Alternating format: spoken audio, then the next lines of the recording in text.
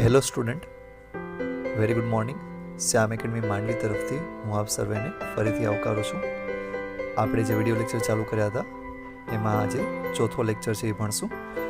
12th science માટે second chapter છે આપણે કન્ટિન્યુ કરીએ છીએ. આની પહેલાંના વિડીયો લેક્ચરની અંદર આપણે 2.1થી કરીને 2.5 સુધીના બધા ટોપિક જોઈ ગયા હતા. આજે 2.6 ટોપિક છે એ ભણશું. એમાં બે ટોપિક જોવાના છે, 2.6.1 અને 0.2. આજથી આપણે સંખ્યાત્મક ગુણધર્મો ચાલુ કરશું. મોટે ભાગે બોર્ડમાં આ ટોપિકમાંથી પ્રશ્ન હશે. તો પહેલો સંખ્યાત્મક ગુણધર્મ છે બાષ્પ દબાણમાં થતો સાપેક્ષ ઘટાડો અને બીજો છે તે ઉત્કલન બિંદુ ઉન્નયન. આજથી આપણે સંખ્યાત્મક ગુણધર્મ ચાલુ કરીએ છીએ. તો પહેલાં જોઈ લઈએ કે સંખ્યાત્મક ગુણધર્મો કોને કહેવાય.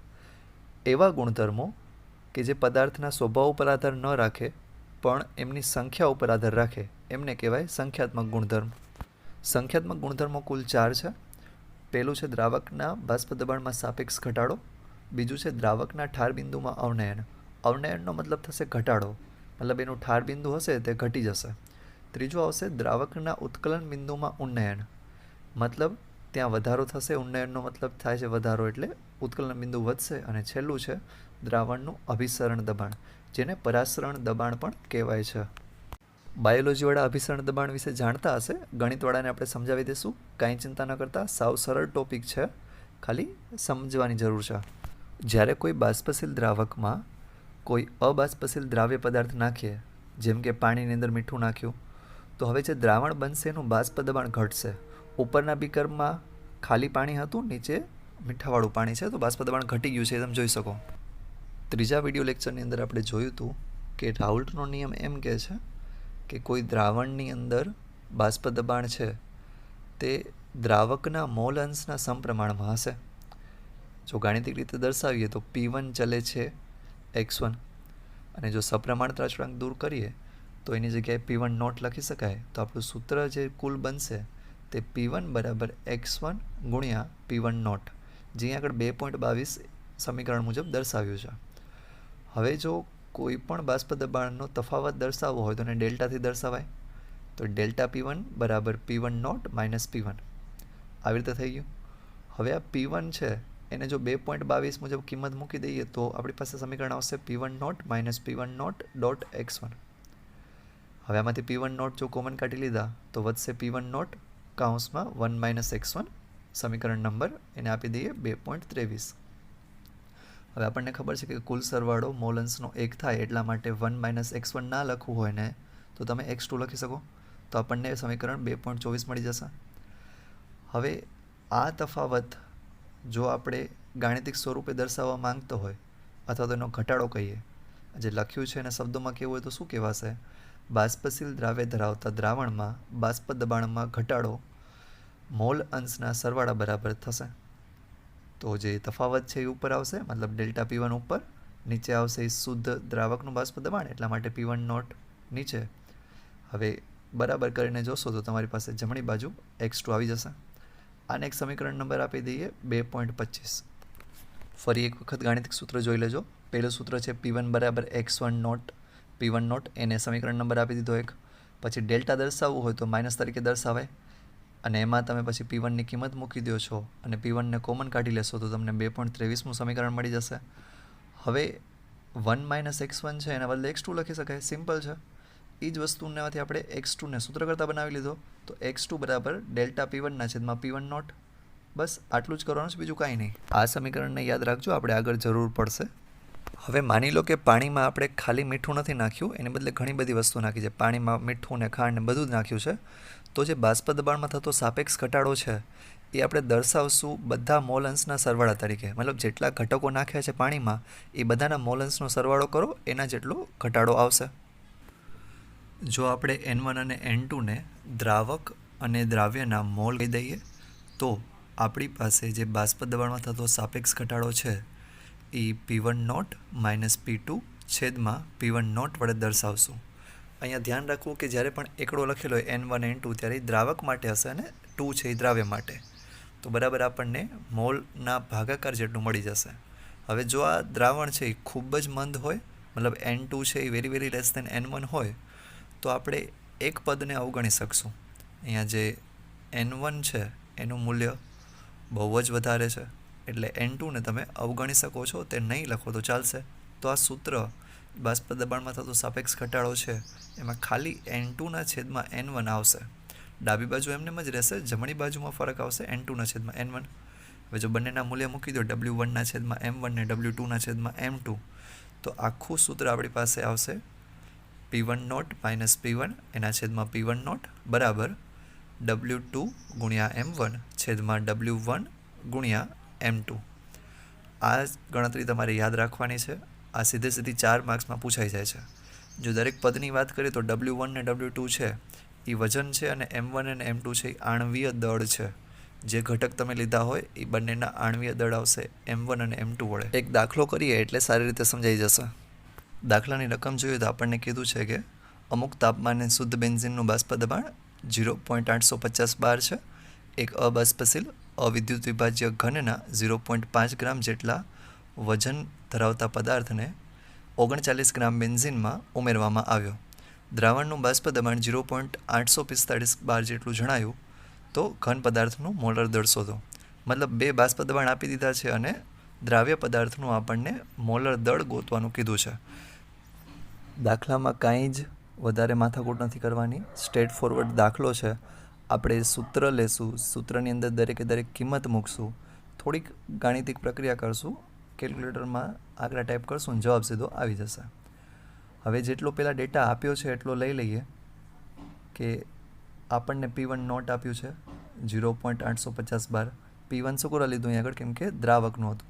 દ્રાવક માટે હંમેશા આપણે નોટ લગાવશું. P1 એટલે કે જે દ્રાવણ છે એનું મૂલ્ય પણ આપ્યું છે 0.845 બાર. આણવીય દળ આપણને બેન્ઝિનનો આપી દીધો હતો, ન આપ્યો તો આપણે ગણી શકીએ 78 ગ્રામ પર મોલ જેટલો, અને દ્રાવ્યનું વજન 0.5 ગ્રામ જેટલું આપ્યું છે. હવે જે સમીકરણ આપણે ભણી ગયા હતા હમણાં, એનામાં ખાલી કિંમતો મૂકવાની છે. બધી કિંમતો જોઈએ તો P1 નોટની કિંમત મૂકી દીધી, -P1ની કિંમત મૂકી દઈશું 0.845 બાર. નીચે P1 નોટની કિંમત મૂકાશે 0.850 બાર. હવે W2 ઉપર મૂકવાનો હશે એટલા માટે 0.5 ગ્રામ ગુણ્યા આપણે M1 મૂકવું પડશે. M1 એટલે કે બેન્ઝિનનું જે આણવીય દળ છે તે એ છે 78 જેટલું, છેદમાં આવશે M2 ગુણ્યા 39 ગ્રામ.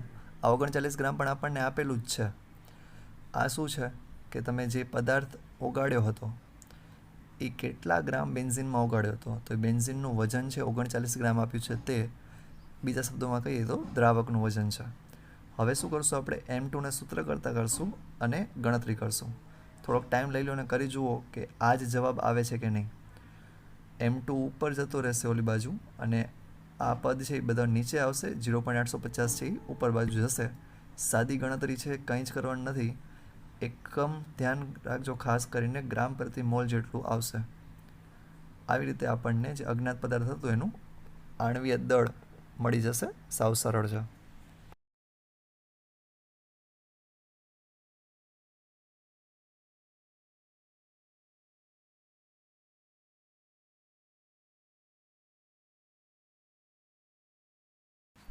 આપણે 11મા ધોરણની અંદર ભણી ગયા હતા કે જેમ જેમ તાપમાન તમે વધારશો એમ પદાર્થનું બાષ્પ દબાણ વધશે. પ્રવાહી હશે એનું બાષ્પ દબાણ વધતું જશે જેટલું આપણે તાપમાન વધારતા જઈએ છીએ એટલું. બીજી એક વસ્તુ આપણે જોયું હતું કે જ્યારે કોઈ પણ પ્રવાહીનું બાષ્પ દબાણ વાતાવરણના બાષ્પ દબાણ જેટલું થઈ જાય, વાતાવરણનું બાષ્પ દબાણ જેટલું થઈ જાય છે એને એનો ઉત્કલન બિંદુ કહેવાશે.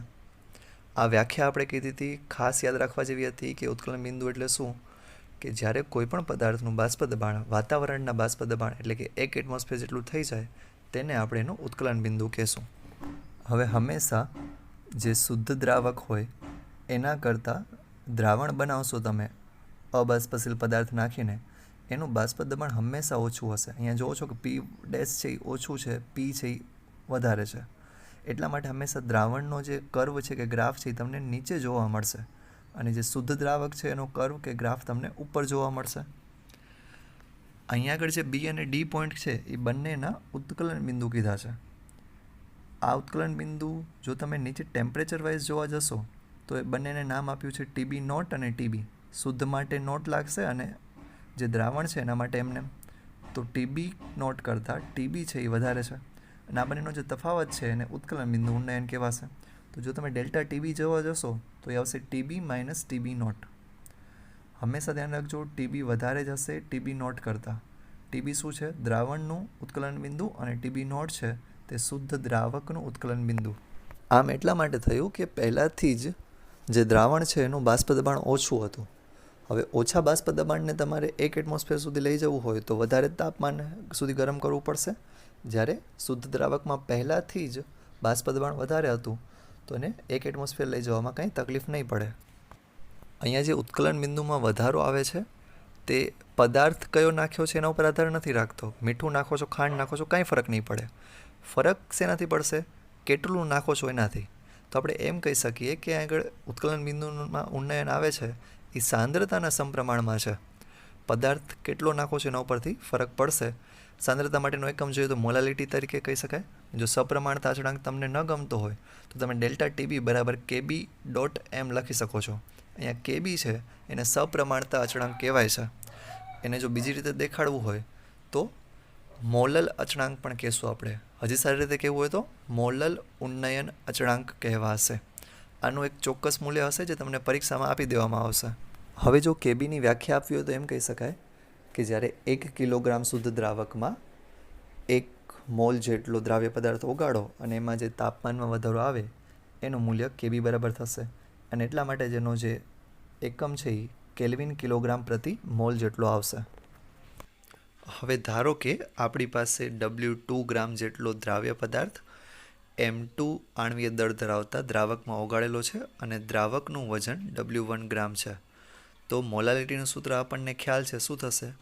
W2 ગુણ્યા 1000 છેદમાં W1 ગુણ્યા M2.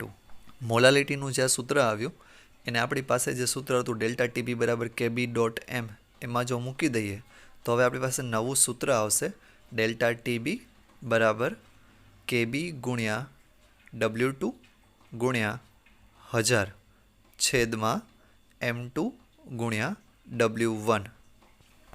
હવે જો આ સૂત્રમાંથી M2 ને સૂત્ર કરતાં બનાવી નાખીએ તો M2 બરાબર આપણને મળશે કેબી ગુણ્યા W2 ગુણ્યા 1000 છેદમાં ડેલ્ટા ટીબી ગુણ્યા W1. આ સાવ સમજી શકાય એવી વાત છે. આનો મતલબ એમ થયો કે જો તમારે કોઈ પણ અજાણ્યા પદાર્થ M2નું આણ્વીય દળ ગોતવું છે તો તમારી પાસે એક તો W2 હોવું જોઈએ, મતલબ કે દ્રાવ્ય પદાર્થનું વજન.